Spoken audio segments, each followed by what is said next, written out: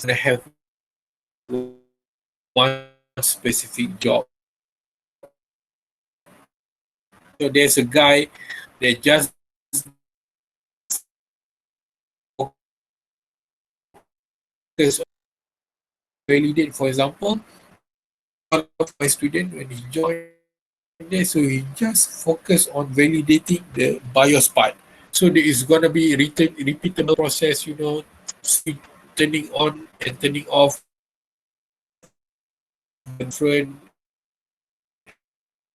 version of BIOS they have to, right? So there are many other process or many other tasks of in producing one chip.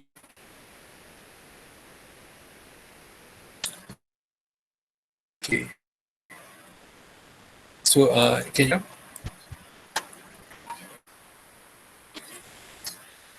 you guys see my screen?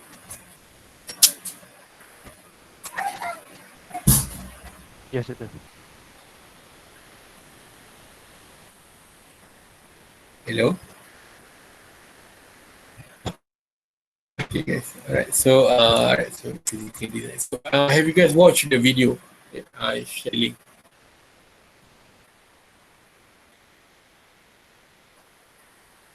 Yes, I watched. Have the video? Okay. Right. What about others? Q, Yip, Omar? Have you watched? Yes. Yeah, Dr. Yes. Okay. Alright.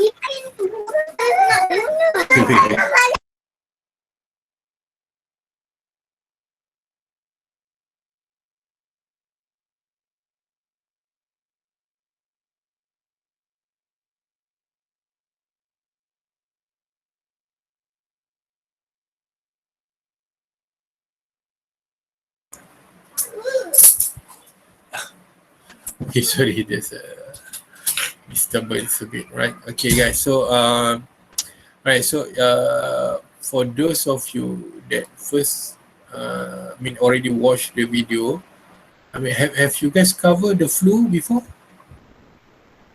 I think most probably you've already learned about this, right? What about other students like Omar, Cha, Q? Are you guys familiar with this ASIC design flow? No, Doctor. All right. What about Q, Cha? No. Okay, all right. No. So, all right. Okay, Cha. What about you? I just want to make sure. Got learn a bit. Learn a bit, because this is your field. Yes. Right. So, So if you as you guys can see, right? So this is the ASIC design flow, right? So the ASIC design flow is ASIC, right? So ASIC stands for application specific integrated circuit. So means that of course it's a fixed chip that it's not programmable, and even the SoC falls into this ASIC too, unless for the example that Yip showed Yip shared just now, where the SoC is using FPGA, so it's a programmable SoC. You can program it, but for most of the cases, the SoC is based on ASIC design, right? So as you can see, the challenges, the process are almost similar with ASIC. So the only difference is that in SoC, so there will be some, like mixed signal integration, analog and also digital. So I think that's one of the complex part when it involves in designing an SoC. Right. So as you guys, if you guys listen to the talk by that guy, right, the one, the link that I've shared with guys. So I think there's a fundamental knowledge that we need to know before we start to discuss about this, right? So just a little bit recap for us, right? So whatever design is gonna start with this design specification, right? Remember, we discussed about the design flow, as you guys can see, most of the SoC design, even the one that you guys presented as the low-end design SoC, right? We can see that even that is can be we can see that it is complex design, right? It's not like a very simple chip, that can cost you maybe, 10 cents, or like 10 ringgit, something like that. It's gonna be like expensive SoC, even though we consider it's like low end design. So most of the the design flow that they're using right now is the heterogeneous, because they have to have the specification for the software and the hardware at the beginning, and they have to make sure that they interact starting from the in the initial phase of the project, right? So as you can see here, it start with design spec. So in the design spec, to go more detail, so of course we talk about the system requirements. This is the basic things: what's the input, what the output that you want. And then here you can see it go more detail into functionality, how we want it to functions. And then we are talking about area, right? So guys, area is very important in chip design. Why? Because as the area grow, the cost will increase. So this is the thing that they want to cut. As you go into SoC, they keep on talking about area because they want to cut the cost. Because even if you have a very good processor, but the size is bigger, the cost is very expensive, then who going to use it, right? So that's why things moving very fast right now. So that mean like there are current news, right? I've heard, for an example, right now, Tesla is joint venture with AMD, and after this, AMD going to produce SoC chip for Tesla. So there's something that you guys have to be alert of. So this is the how the demand of this SoC in the industry, right? So and then Google announced that after this in their server, they are no more want to use this Intel processor. So they are coming out with their own processor, of course, which is finally based on the SoC design, right? So like we have discussed before, why nowadays the trend is going into SoC, because as you can see, SoC is more efficient. It is being designed in a way where you're going to utilize the whole elements that you have on the chip, right? So that's what SoC is, right? So if you have general processor, maybe there are certain part of the processor is not being optimized and it's kind of wasted. So that's why right now there are more, they are preferring, the industry prefer to go with the SoC. And like I've spoken to one of the guy from Intel PSG yesterday, and he confirmed the things with me. He said that after this his department will start to focus on SoC. So which is confirms my my reading, my prediction how the industry gonna move ahead. So most of the this company, they have to shift focusing to SoC, to be relevant in the market, right? So by the way, guys, if you guys have a question, please stop me and let me know, right? Okay, so as you guys can see, it start with design spec, area, and then of course power.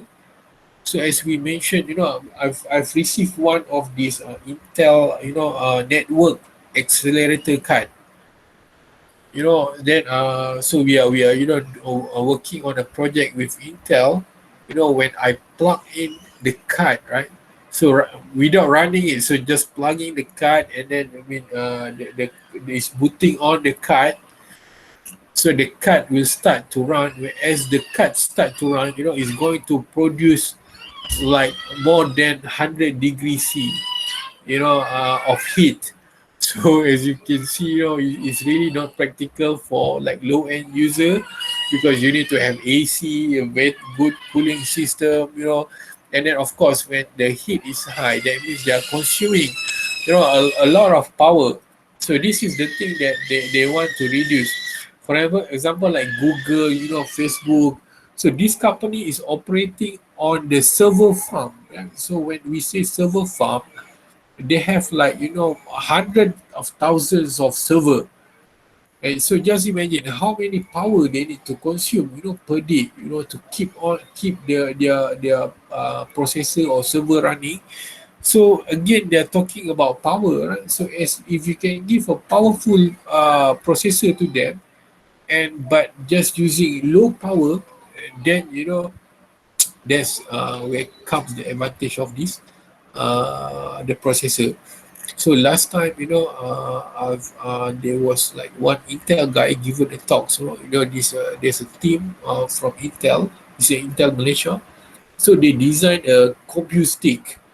So I'm not sure if you guys realize there's a compute stick in the market. So it's a very small stick, and then it can act like a computer. So you can wait.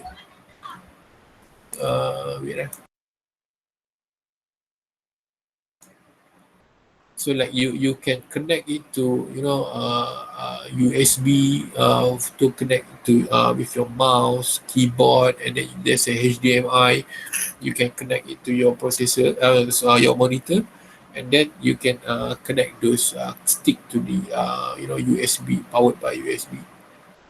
So these guys said, you know, they tried to, you know, run on, I think it's Intel Atom. So there's the, you know, the idea of SoC for Intel, but it is still based on that design nowadays. So they found out, you know, the power consumption for Intel processor compared to ARM processor, there's a huge difference. So ARM processor consume very low power, right? But still can you know, can deliver, you know, almost the same performance as the Intel Atom processor. So you know, that's the thing. That's why you can see right now in the market, right? So most of the industry, they go with ARM processor. Why? Because again, you know, we talk about, you know, money, right? So they want to save money, but with at the same time they want the best performance. So again, it's the final one is the performance. Right, so it start with this RTL description. So HDL. So this is very long, right? System very long, VHDL. But if you guys listen in the talk, right, based on the link that I've given to you guys, he mentioned that, you know, most of the day, I mean most of the time right now, they are using either very long or system very long. So VHDL is not being used, you know, a lot in the industry nowadays. I mean that's what he claimed, right? So if you want to go into this design field, right? So you can go with very long or system very long, right? So so you design the circuit by using this hardware programming language, and then of course, you know, based on the tool, you can do the functional verification. You can have the simulation. You can simulate it. Have you guys used any FPGA tools before, like Quarters or Xilinx, Vivado? Quarters only. Yeah. Okay, you use use Quarters. What about Q, Yip, Omar? Same. Yeah, same quartz, Doctor. Okay, all right. So when okay, you use it for which subject? Huh? Is it digital, advanced digital? Yeah, advanced digital electronics. All right. Okay, okay, that's good. So which language you guys using? Very long. Very long. Okay, all right. Right. I think that's very good.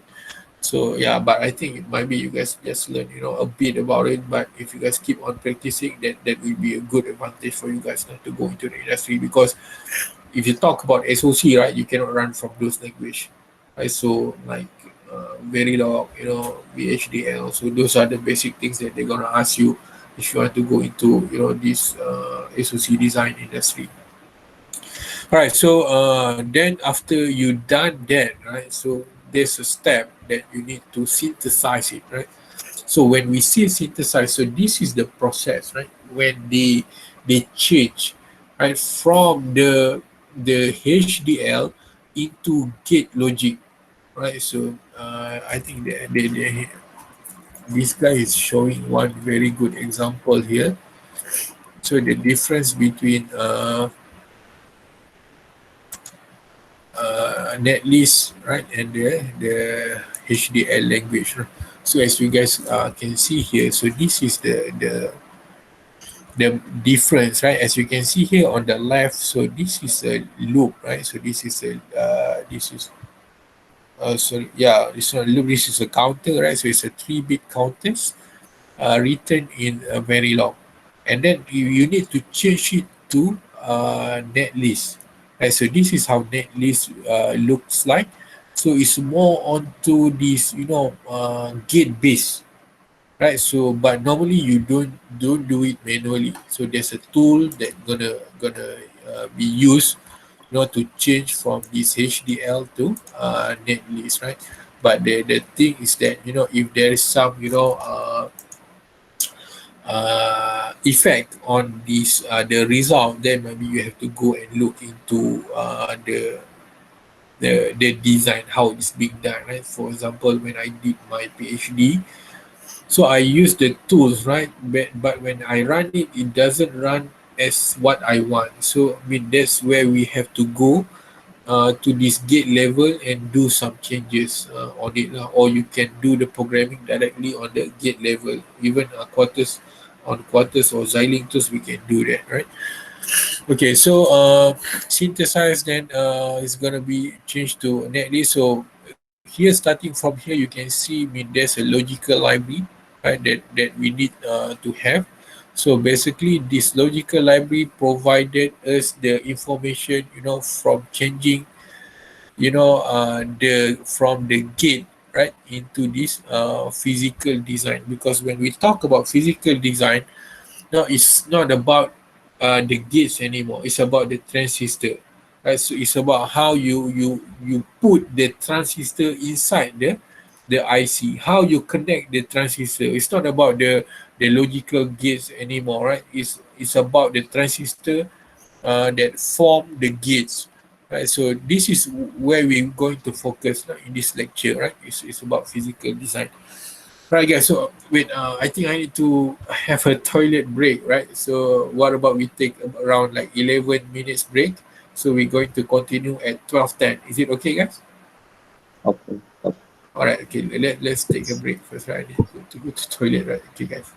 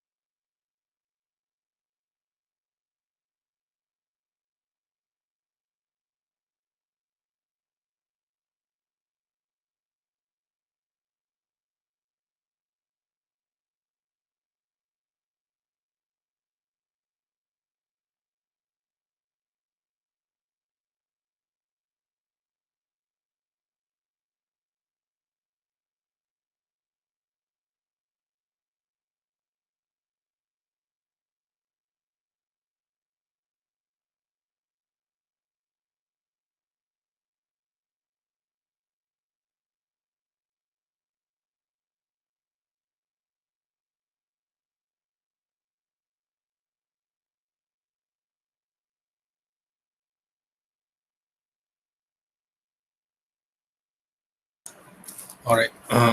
Okay, guys. Let's continue. Are you guys there? Yeah. Yes, sir. Okay, all right. Okay, so as you guys can see here, so yeah, this is the physical design, right? So today we're going to focus on this part. So physical design. So what are the things that involve in physical design, and what are the challenges, in this, recent technology regarding this physical design. So as you guys can see, there are few libraries, right, that involve, right. So for example, the first one is the geological library, and then the second one is the physical library. So the physical library is more towards, how the design looks like on a chip, right. And here is the technology file. We can we look after this, that where does this all these files comes from, right. So by the way, I think these are the things that we need to take note on. As you guys can see, different step involve different tools, right. So as you guys can see here, tools for synthesis, they are using, tools from Synopsys company, so which is they call as design compiler, or they can use, tools from Cadence company, which they call it as Genus, right. So different level of this design flow involve different tools, right. So I'm not sure, but maybe you guys are not able to, to use all these tools, but I think it doesn't really matter for now, because right now we try to get, this overall knowledge on what are the things that the challenges that we will face, in this design, SoC design, because all the tools later, maybe if you guys go into the industry, when they're gonna provide, like class or whatever, or you can learn about it, because I think using tools is not that hard, because it's just a matter of time where you get yourself used to the tools. But the things that really crucial is the knowledge on how you're going to use the tools, the fundamental knowledge, what decision you have to make, to decide on how you're going to use the tools. So then you can see there are a lot of various of, tools that need to be used to complete the whole process of this ASIC design flow. So once you completed the physical design, and then they call it sign off. So signing off means that you're almost going into the fabrication. So this is where the timing and physical verification gonna be done. So if you remember, I mean, he said when we talk about timing, there are two important things, right? That about timing, that is very important, that you have to make sure it meet all those conditions. Right? The first one is the setup time, and the second one is the hold time, right?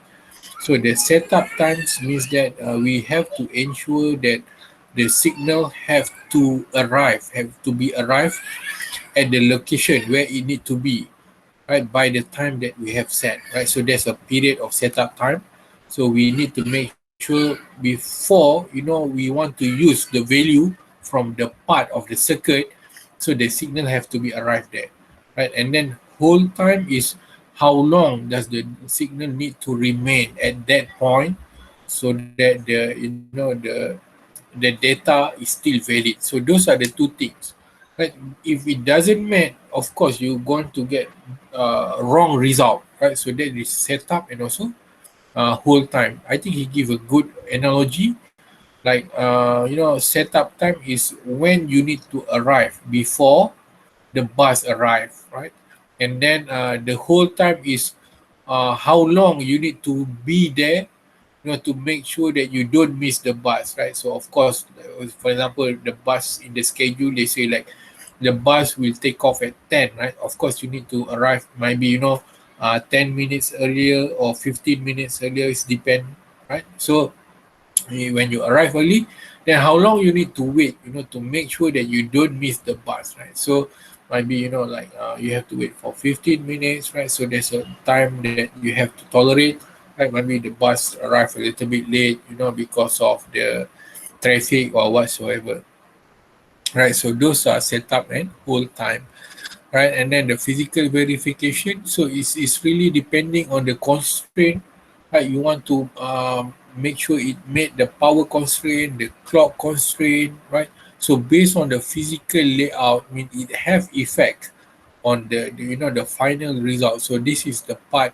That's why you look into it. There's a back arrow, right? So if something is not right here, then you have to go and change the physical design.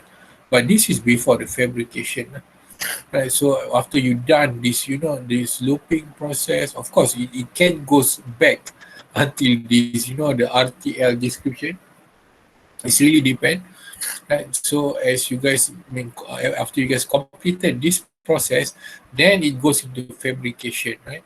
Fabrication, where it start to produce the chip, so this is the wafer process whatsoever, and then the package and test. So this is where we see just now, right? The video that Q showed us just now. So it's just covering this part of the process, right? So this part of the process where it's going to be package and test, right? So this is where they're going to do the validation, verification to validate all the signals, not try to running it in different temperature, make sure that you got it correct, right? If there's something wrong here, then you have to go and repeat. So that's why they say it's ASIC design flow, right? Development flow is taking a lot of time. So it's going to be like taking almost like 1.5 year to produce one single chip. So yeah, this is basically about this ASIC design flow. All right, so this is the input, right? So this is the input files for physical design. So as we can see here, there are two uh, part here where it comes from the designer itself, right? So this system, so the one that produced this design netlist .v. So this is the .v file that already been changed into gate level file, right? So this is produced by the design team themselves. And then of course the time constraints. How do they decide the time constraints? So it's based on the spec that the user want. For example, the user want the response time, right? So as long as after they receive the input, they want the output to be ready within, for example, like 10 nanoseconds, for example. So the design team will work their way based on the requirement set, and then they put all the constraints in the circuit, to meet the final requirement set by the user. Right, so there's a timing information, timing constraint, so you can set it based on, by setting up this .sdc file.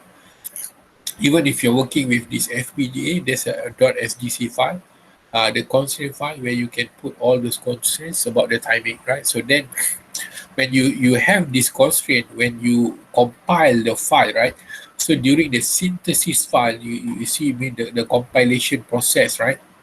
You can see how they change it from the FPGA, so from the Verilog onto the gate level one. So those are synthesis process. So they will go and refer into the timing constraint. If you don't have one, then they're going to create one for you, right? Okay, then logical library and physical library. So this one comes from the vendors, right? So logical information of standard cells, physical information of the standard cell.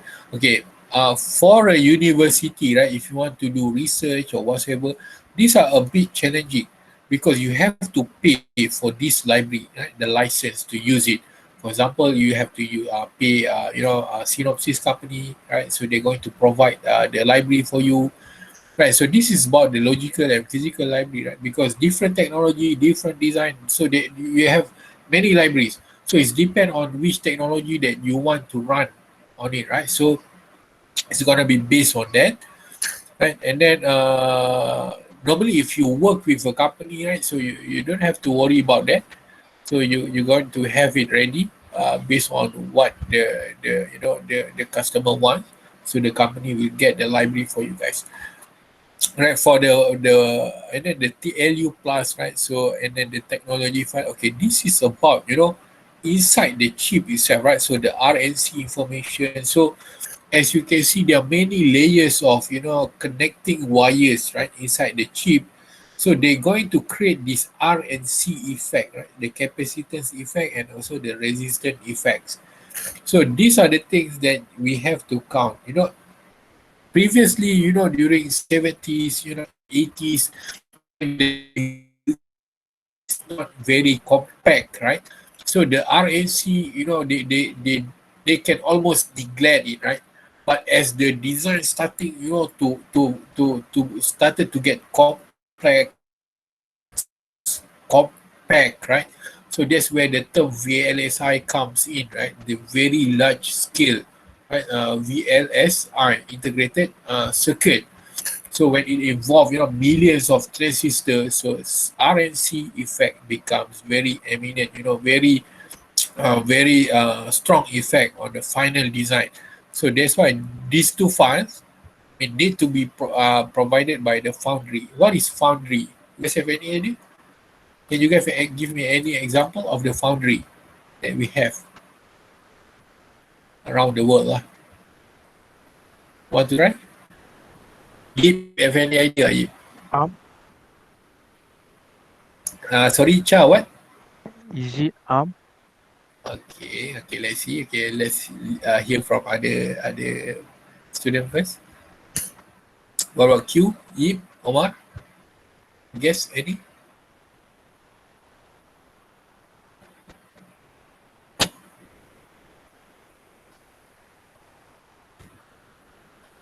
Q, Yip, are you there? Yes. Yeah, any guess? No. Okay. Q, any guess? Q, Omar? No idea. No idea. Okay, right. So, I think maybe this is a new thing for you guys. So, ARM, Macha, ARM is a company that provide the design, right? So, ARM, they don't have foundry. Foundry is a company that produce the chip, So they have the factory that can construct, or develop the chip. Right. So, example, example, a company without foundry, Intel, sorry, not Intel, Apple. Apple is a company that don't have the foundry, right? So they is a what they call it? It's a I forgot the term. The company without the foundry. And then what they call it? The other processor apart from Intel, AMD, right? AMD is a fabless. They call it fabless company. They don't have this foundry, right? So example of the foundry, right? TSMC. You guys can Google TSMC, right? And then Foxconn, right? So these are the foundry company. Infineon, right? So these are company that manufacture, right? The chip. So example, right? TSMC produce chip for Apple, right? Apple processor, Samsung, right? So this is very well-known company lah. TSMC is a very top company. Even they are very advanced in the industry, right? So even they are more advanced than Intel. Okay, and then Intel got their own foundry, right? So Intel got their own foundry, and their foundry is located in Arizona, right? Arizona, United States of America, right? So yeah, this is an example of foundry, lah.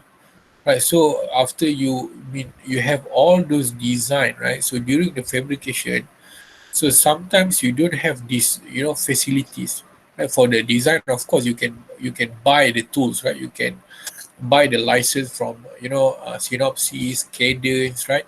But when it comes into fabrication, when you don't have tools, so you have to go and manufacture it somewhere else, right? For example, TSMC or maybe Intel, right? So previously, Intel was doing the fabrication for Altera, right? So, but right now they already bought Altera, So that's why it becomes Intel FPGA right now. So that's why you see here. So here is a the file type TLU plus technology file. This comes from the foundry because they are the one who have the detailed information how the chip gonna be constructed, right? So these all RNC information, metal layers will come from the foundry. All right. So and then finally package and test. All right. Okay. Before I go into my material, this is a kind of boring material, right? So let me go into it.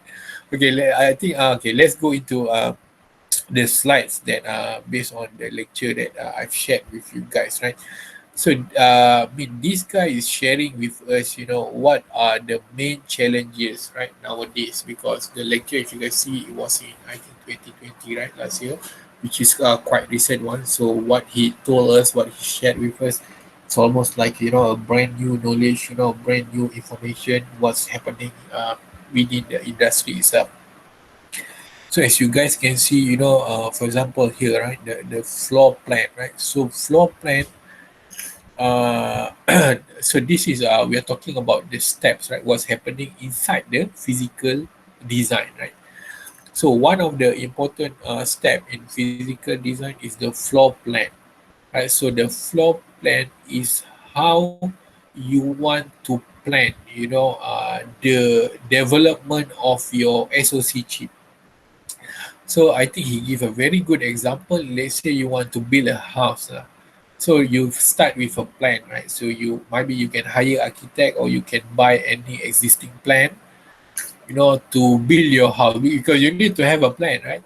I mean, if you go to kampung village area, maybe you can do the redneck engineering, just build the house, then finally figure out where to put the room. For example, I've been to Egypt.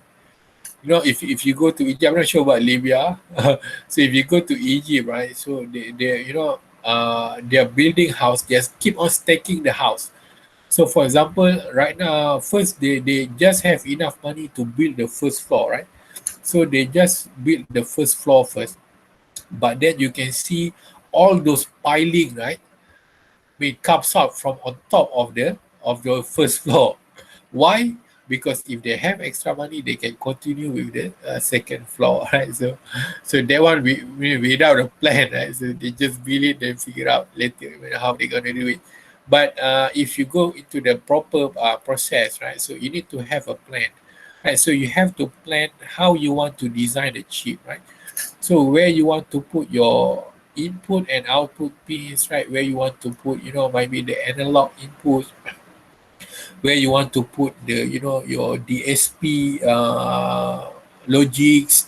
So all those kind of things, right? So that's we call as a floor plan, right? So we have to plan it based on area. We try to optimize it. As you can see here, we like there are many ways of sorting this, right? So you can go with the first option or you can go with the second option. But in the end, it's back on your goal, right? So what are the things that you want to achieve? So you want to achieve, optimize circuit performance, chip area, and also wire length. So you have to, let's say, you connect it like this, right? But then you have to connect module 1 and module 5. So the routing will be longer. Right, so maybe this is not a good way if you need to connect between, this block 1 and block 5. Right, so maybe this second way is better, right? Where if you need to connect block 1 to block 5. This is just an example, right? So this is a floor planning, right? So your benchmark is the chip area and wire length. So as long as it met with these two criteria that you have set, right? So yeah, it's a good to go. By the way, guys, if you guys have any question, please let me know. Right? Yeah. So a good floor plan should come across, minimize total chip, make routing phase easy, and improve signal delay. So we don't want too much delays because delays will make the signal arrive late, and then it's going to disturb the functionality of the result, right? So we don't want that to happen. So the challenges here, right? So the challenges here, as you do the floor plan, right? So all the the macros, all the this block are legally placed. Legally placed means that it placed at the right place, provided it doesn't disturb, this it doesn't violate other requirement, the timing, the power, and so there are a lot of things, so that's why they call it floor plan. So later after you do the things, right, then you have to come back and maybe you need to change the plan a bit, right? As you start to build, then you realize maybe there's something wrong with it. So that's why, the first decision is very important, so that the good decision will make the second process easier, where you don't have to do any changes on the plan. And then our timing violations under control, because we don't want any timing violation, timing requirement, violated. All right. Oops, sorry. Okay, then this is the power plan. Okay, so after this, we're going to look into the details, right, based on the lecture note. I'm going to share the lecture note with you guys. Right, so this is the power grid network. So it's created to distribute power. Right? So there's a ring, stripes, and also rails, right? So like these are the things that connect all those cells inside the chip. Of course, like how you want your transistor to function, right? So you need to provide a power. So this power plant is one of the important thing, right? So how you connect those things, and then how many power input that you need. So it's really depend on your design requirements. So if you are consuming a lot of power, of course you need more power inputs, right? But if your design doesn't need too much power, then you can cut on this, right? When you cut on this, of course you save some space, and then of course you save some cost. Right, so these are the challenges. So all the cells are connected to the power grid, right? And then power plant metallurgists do not have the RC violation. So the RC is design rules, right? Design rules check. So these are the standard design rules that you have to meet for the processor to function. Right. So after you do the layout, then you have to make sure this is the theory, right? When you go into practical, yeah, you try to map it, right? Sometimes you got error, right? You cannot proceed to compile. Why? Because you have violate this. So how you want to solve those issues? Those are the challenges. So there's no like one challenges for all things, and there's no one solution that fix all. It's really depend on design based, right? So with your design, what are the challenges that will come, and how you're going to solve it, right? So that's why this SoC engineer have to be very smart, lah. So provided with you guys have this knowledge, then you know where to look into to solve the problem. All right, so then comes the placement. So placement is a process of placing standard cells in the rows created at power plant stage. So this is the placement. So where you want to put the cells, right? So for example, there's transistor, so you put here. So it has to be sorted, right, based on the power plant, right? So because you need to provide power, right, to all the cells so that it can function. So it got power up, right? So and then the goal is to minimize the total area. So means sometimes there's an empty space, right, where you cannot avoid. So these are the things that it's like a Lego bricks, right? So you try to sort the Lego, but there's some place that you can put it, but there's some place that you cannot put it based on the power plant, and then the timing, what do you call it? Timing constraints, something like that. All right, so there's a global placement. So global placement, he said that it is just a rough placement. So you say, okay, I want it to be here, right? But then as you go through the details, then you go into the legalized placement and detailed placement. Then you can see whether, okay, is it allowed to put the block here? If it's not allowed, then you have to put it somewhere else, right? So that, but the most important thing is what is area being optimized. There's no DRC, design rules check violated. The timing conditions are all met. So those are the things, right? So it's a back and forth design challenge. So all the cells are legally placed.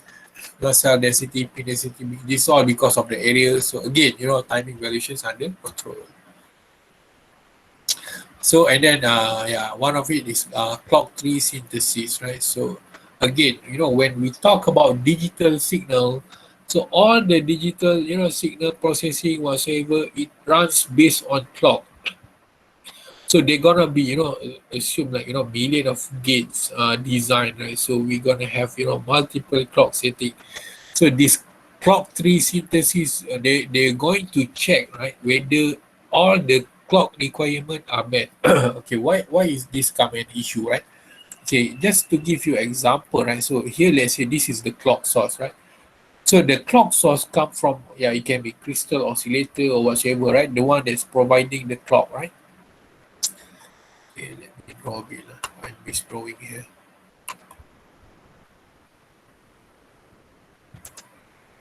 Oh, this one is a point. Fine. Okay, let's see. So, okay, this is our source clock, right? Okay, when we feed it into the circuit, right, of course, there's a delay, right? So let's say we compare the clock source that being received here. We compare it with this, the one that clock that being received here. So for the clock to arrive here, it's gonna take just a short time, right? But for it to travel, right, towards all this connection to arrive at this location, so there are a lot of delay, right? So the delay here, right, the TD1 here is not equal in this TD2, right? So the time delay is different.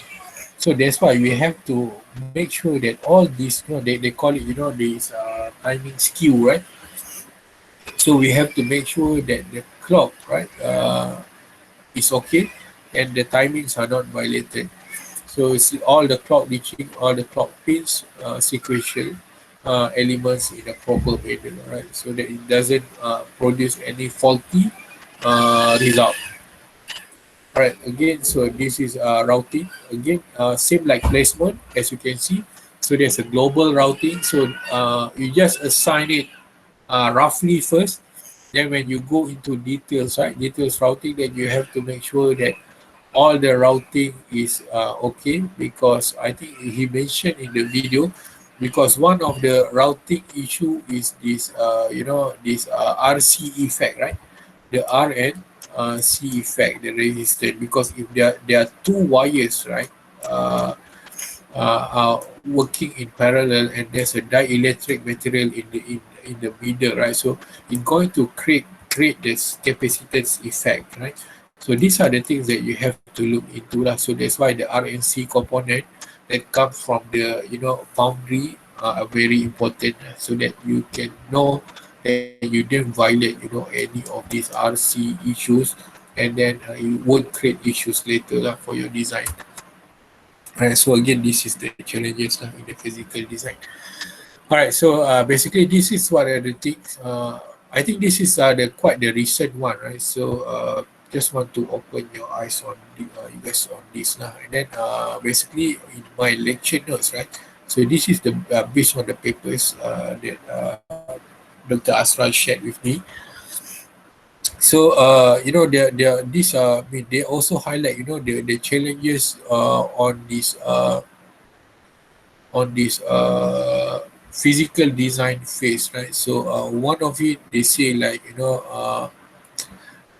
nowadays it's better to use this complex static CMOS complex gate. Why? Because the advantage of having this CMOS complex static CMOS complex gate is because they make the routing easier, right? Because you see, look at the placement of the transistor. So it's being in the middle, and it's kind of balanced, so it's make the routing easier to be done at the physical level. Right, and again, same thing like we have discussed before, the layout strategies. So this is the picture taken, right, where the layout being done. This is being done manually by human, right? But it's not possible nowadays, because at that time, maybe they have like hundreds of transistor, but nowadays we are talking about millions of transistor, and millions of connections. So I'm not sure. You are not able. It's impossible, to do it manually. So that's why we are using the tools. But normally the tools won't work 100%. So that's why we need to have the knowledge, to deal on what are the errors that we face and how we're going to solve the errors. As long as we achieve, the requirement set. All right, so I'm going to share with you guys so you guys can look into it. So this layout strategy, and again, there's a transistor topology. Right. So basically, there are two ways, where they can construct the transistor in the physical level. So they can use the horizontal or vertical design. So, but the most favorite one is vertical. Why? Because it's easy. Because you can, it's easier to manage the power line by using the vertical design, right? But of course, there's a disadvantage of using the vertical design, right? Where sometimes maybe you need to use this horizontal design, right? So by understanding, what are the advantage, what are the disadvantage, then you know how to decide, right? But again, guys, so the most important thing, you meet all the specification, right? The area, and you try to reduce it as much as possible because it's related to the cost and of course performance, right? Performance is not tolerable, right? So you have to achieve whatever performance specified by the customer.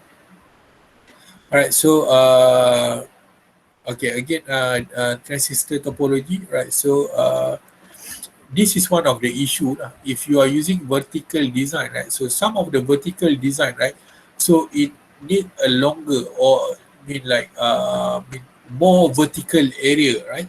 Compared to others. So what happened here? Like they are wasted of area around here, but they have the solution for it, right? So they can stack it down, right, to become like this, right? So these are the example. So this is when we go depth, in details, how we can optimize, the physical design level, right? So one of it is by using this vertical, right? Vertical placement of this transistor. Right, this is regarding the transistor topology, right? And then again, the power supply distribution, right? So when we talk about power supply, right? So it's easier if we have the alignment, right? So the alignment like this. So one part is VCC, right? And the other part is ground. And there's like a cell, right? So there's a connection here where you can place, a lot of cells in the middle here.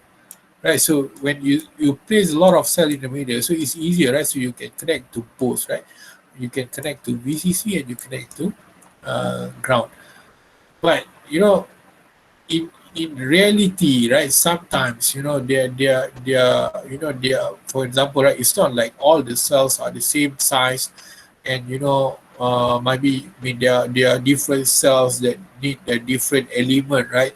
So maybe it consume bigger space or whatever, right? So this is where the power lines being changed, right? So this is where you need to alter the design line, sorry, the power line and whatsoever. Right, so the main idea, right, is to bring the power line in the middle so that it can be used by both, right? It can use both the VCC and also ground. So there's the ground rule, lah. So you guys can go through it, and then the final one is contact via management. I think this one you guys can go and read. So I'm going to share it with you guys. Then maybe next week we're going to discuss about this contact and via management first, right? Before we go into the next week topic. All right, so I think that's all for today's guys. So how is it so far? Are you guys following me? Do you guys understand what we've been discussing today? Yes, I understand. Okay, what about others? Cha, Yip, Q? So far still okay. All right. Yip, Cha, okay. Yes. Yes, All right. Okay. So I'm not sure. Is this too much information for you guys or still okay?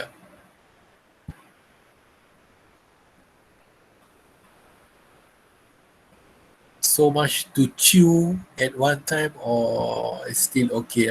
Okay, Still okay. okay, all right. That's right. That's good.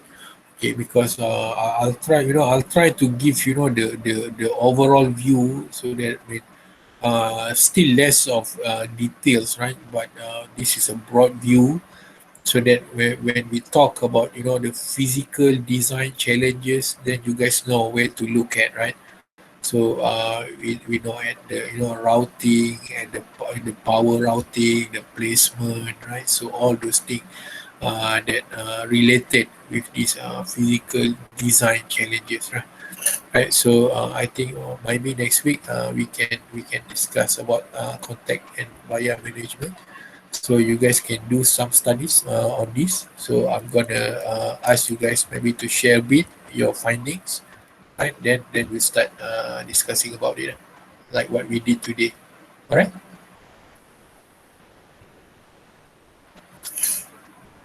By the way, how was your open book test one? Is it tough or okay? Okay. Oh, that's good. What about the rest of you guys? Okay, Omar, Yip. Okay, Okay. but time not enough, doctor. Okay. Yeah. I think you guys you guys asked for more time. Is it? Did you guys ask for it? You didn't What? ask for more time from Dr. Asran? Yeah, but Okay. not All more right. time. Just 10 minutes or 15. Okay. Yeah, 10 minutes. Huh? Yeah, hopefully you guys did well in your first open book exam. So later I'm gonna maybe end of the semester I'll give you guys another test, and of course throughout this second half of the semester I'm gonna give you guys one assignment two, right? Okay, guys. So do you guys have any question before we end the class? No, doctor. All right. Others? Omar, Yip, Q. No, doctor, thank you. All Not right. of thank you. Okay. All right. Yip, got any question? No, doctor. Okay, all right. Okay, if no, then thank you so much, guys, for spending time with me. This, at this very crucial time, people are hungry at this time. People are tired, right? But yeah, but they already set the time like this. All right, I'm okay with it. All right, so hopefully you guys, at least there's something that you guys got from today's class. So we're gonna meet next week. All right. Okay. Thank you, doctor. All right. Okay, Thank thank you, you. Okay. Doctor. Okay. Thank you, guys. Bye.